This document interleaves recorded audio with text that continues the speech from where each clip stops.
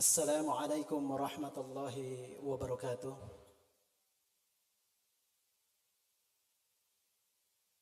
Innal hamdalillah nahmaduhu wa nasta'inuhu wa nastaghfiruh wa na'udzu billahi min shururi anfusina wa min sayyiati a'malina may yahdihillahu fala mudilla lahu wa may yudlilhu fala hadiya lahu.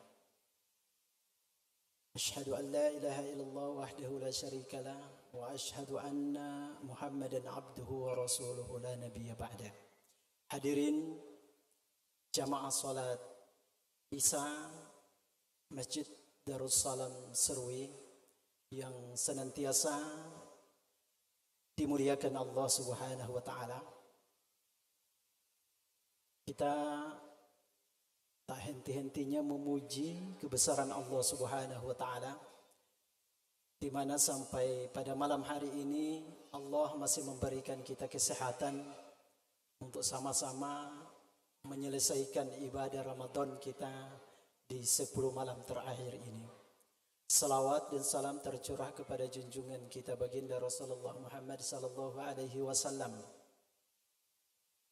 Bapak Ibu hadirin, sebelumnya saya mohon maaf karena mungkin jamaah bosan. Kemarin malam saya juga naik di sini. Kebetulan menggantikan jadwal Ustadz Firmadi Saleh. Malam hari ini jadwal saya. Jadi saya mohon maaf. Bapak Ibu hadirin yang dimuliakan Allah Subhanahu wa taala. Allah Subhanahu wa taala menurunkan 2 surah di dalam Al-Quran yang menjadi surah favorit kita. Surah ini adalah surah pelindung kita, karena Allah inginkan kita ini hidup di dunia ini sesungguhnya bukanlah untuk kita hidup selamanya. Dunia ini Allah ciptakan untuk manusia, tapi kita manusia tidak diciptakan untuk dunia. Saya ulangi, dunia ini diciptakan Allah untuk manusia, tapi manusia tidak diciptakan untuk dunia. Artinya, dunia ini hanya tempat ujian yang akan kita kembali kepada Allah, yang disiapkan alam akhirat tempatnya hanya 2, yaitu kenikmatan dan siksa Allah Subhanahu wa taala. Maka Allah Subhanahu wa taala menurunkan 2 surah, yaitu surah Al-Falaq dan surah An-Nas. Malam hari ini sedikit kita tadabburi 2 surah ini. Di dalam surah Al-Falaq, Allah Subhanahu wa taala menceritakan 4 macam yang perlu kita jaga di dalam kehidupan kita.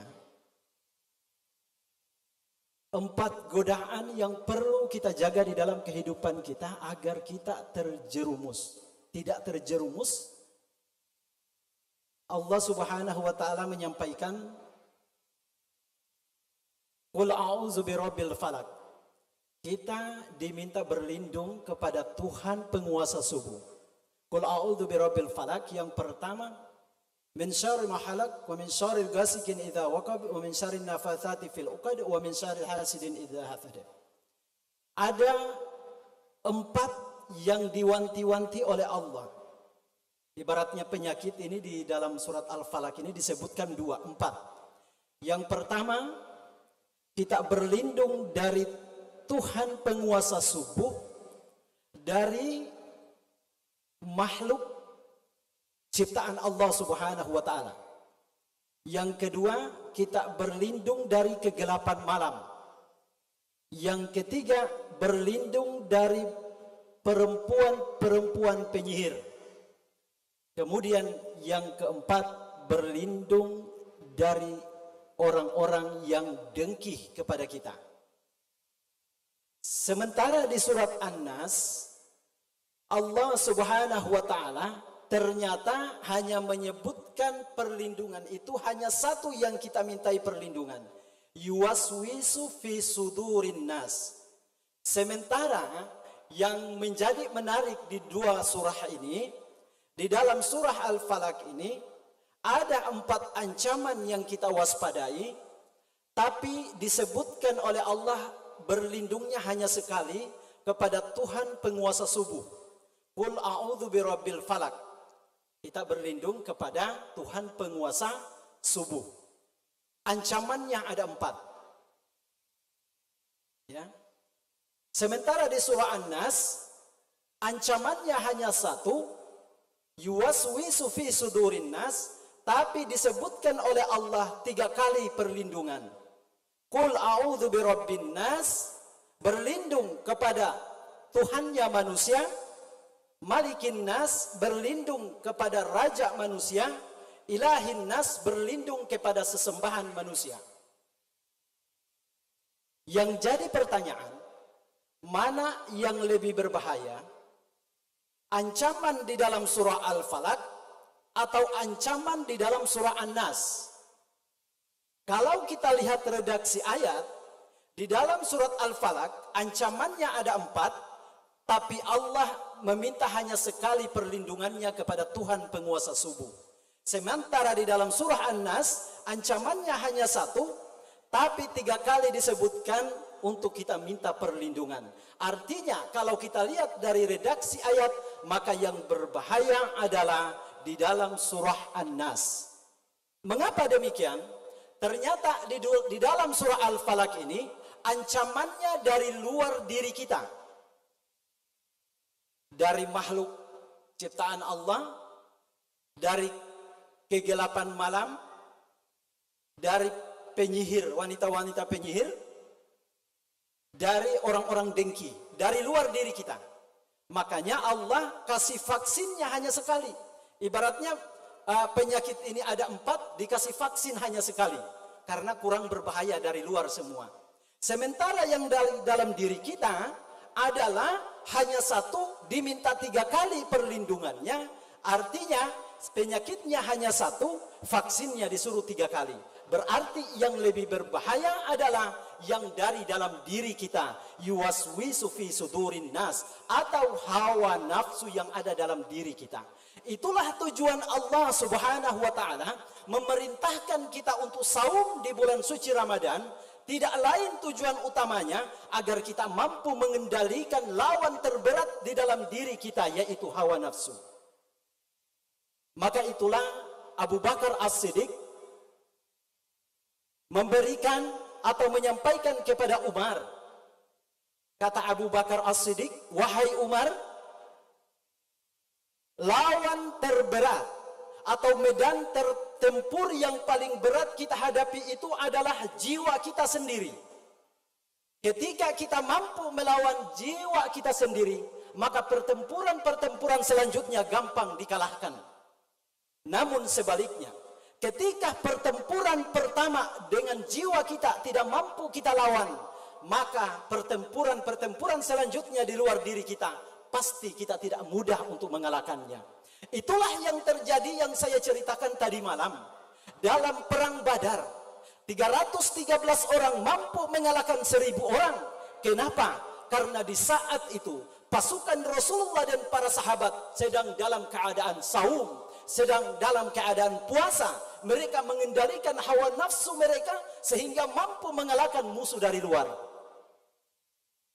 Maka Allah menginginkan kita saumnya bukan hanya saum makan, Pak.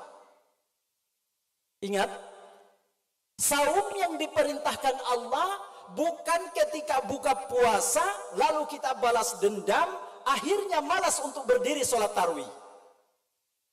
Yang dimaksudkan Allah adalah kita saum untuk mengendalikan hawa nafsu kita, sehingga pada saat buka puasa itu hanya sekedarnya masuk di dalam perut kita, lalu kita tunaikan sholat maghrib.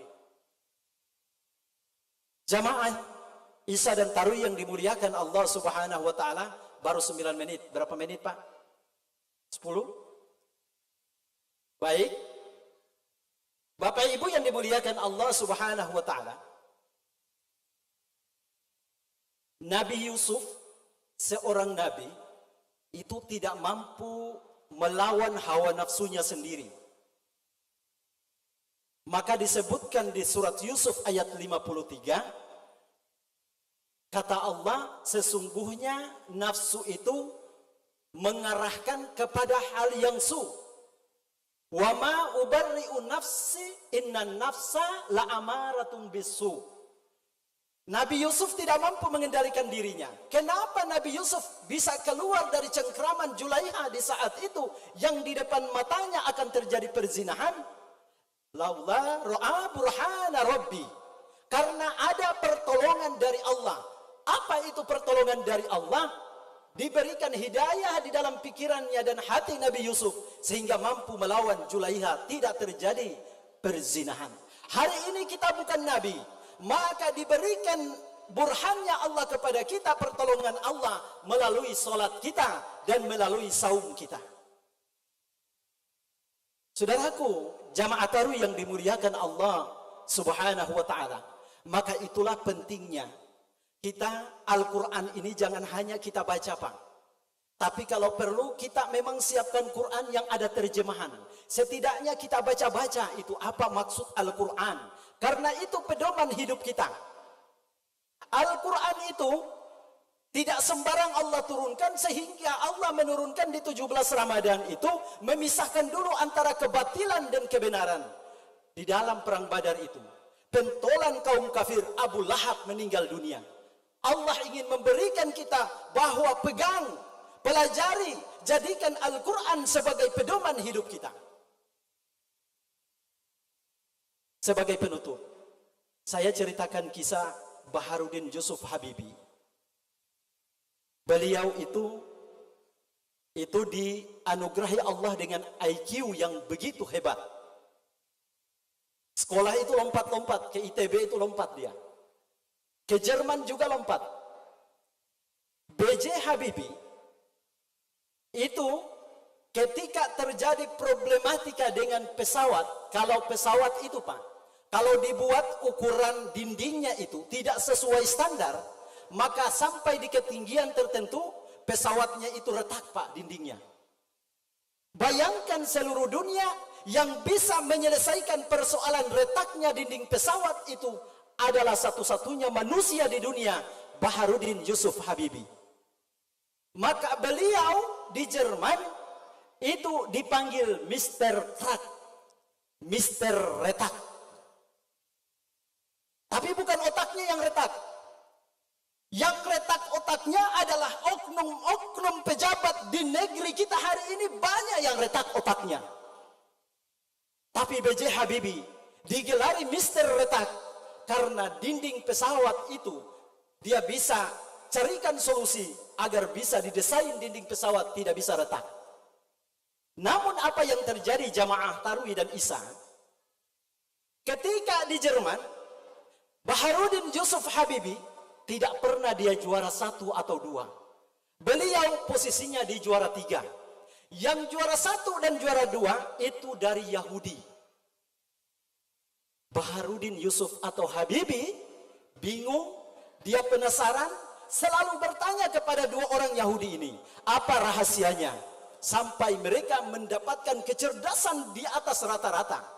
Mereka pun tidak bercerita kepada Habibie. Akhirnya Habibie meminta izin untuk bermalam di rumahnya orang Yahudi ini.